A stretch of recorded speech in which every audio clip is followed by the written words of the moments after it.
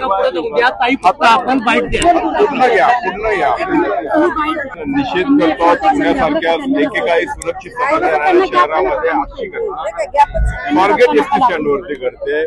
आपण कोणत्या शब्दामध्ये निषेध करणार तरी काय नेमकी मागणी आंदोलनाच्या निमित्ताने करतो? पुण्यासारख्या शहरात हे हा शब्दप्रयोग वापरताना पुणे खरोखरच स्त्रियांकरता सुरक्षित राहिलेला आहे का, हा प्रश्न इथल्या व्यवस्थेला वंचित बहुजन आघाडीतर्फे विचारण्यात येते। म्हणजे केवळ संपूर्ण महाराष्ट्रच हा एकेकाळी पुरोगामी आणि त्याचप्रमाणे सुरक्षित राज्य धरलं जात होतं, त्या महाराष्ट्रामध्ये आणि पुण्यासारख्या सुरक्षित समजल्या जाणाऱ्या शहरांमध्ये सुद्धा आणि जिल्ह्यामध्ये सुद्धा वेगवेगळ्या प्रकारच्या अत्याचाराच्या घटना वाढतायत। आणि त्याच्याही पेक्षा सगळ्यात महत्वाची बाब म्हणजे प्रशासनाचं ह्याच्याबद्दलचं अत्यंत हलगर्जी व ढिलं धोरण आहे आणि त्याच्याबद्दल आम्ही प्रशासनाचा निषेध करतोय। पुण्यात आज अत्यंत लाजिरवाणी घटना घडली।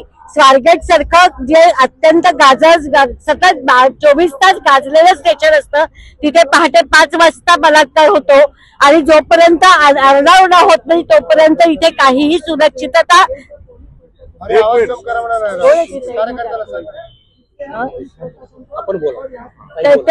ते थांबलं जात नाही, ते कोणी त्याच्याकडे दखल देत नाही, हे खूप महत्वाचं आहे। आज दुर्दैवानी गोष्ट आज अशी निर्माण झालेली इथे की जोपर्यंत नागरिकांचा उठाव होत नाही तोपर्यंत इथलं शासन इतकं निर्डावलेलं आहे की त्यांना स्वतःहून काहीही कार्यवाही करायची गरज वाटत नाही।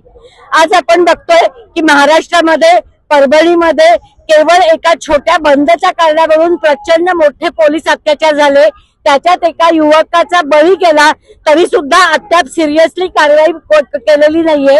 आणि आम्ही वंचित बहुजन आघाडीतर्फे जाहीर करतोय की जिथे जिथे अत्याचार होतील तिथे तिथे अत्याचाराची निपक्ष चौकशी होईपर्यंत, तत्परतेने चौकशी होईपर्यंत वंचित बहुजन आघाडी सातत्याने दबाव ठेवेल आणि संघर्ष करत राहील।